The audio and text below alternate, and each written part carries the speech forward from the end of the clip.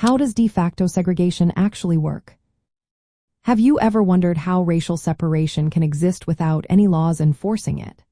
This is where the concept of de facto segregation comes into play. De facto segregation refers to the separation of people based on race that occurs in practice, even when no legal requirements exist.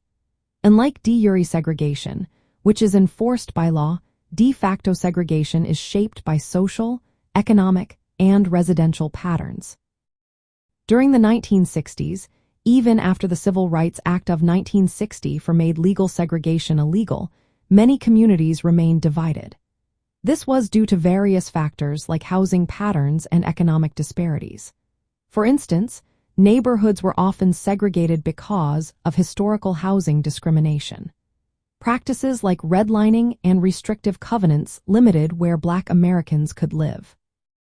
As a result, schools and public spaces in these neighborhoods became racially divided.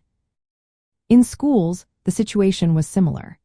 Even if school districts did not officially assign students by race, the racial makeup of neighborhoods led to schools being predominantly one race. A Black child might attend a school with mostly Black students simply because their family lived in a predominantly Black neighborhood. This kind of segregation was harder to challenge legally since it was not explicitly written into law. It was a consequence of social and economic realities. The 1960s civil rights movement sought to change more than just laws.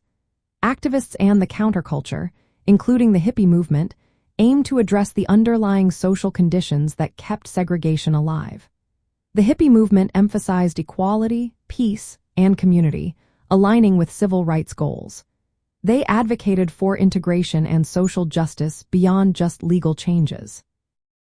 De facto segregation works through the natural outcomes of economic inequality, housing patterns, and local customs that keep racial groups apart. It was a major challenge during the civil rights era. Addressing it required tackling deep-rooted social and economic structures, not just changing laws. The fight against de facto segregation was essential for achieving true equality and justice in society.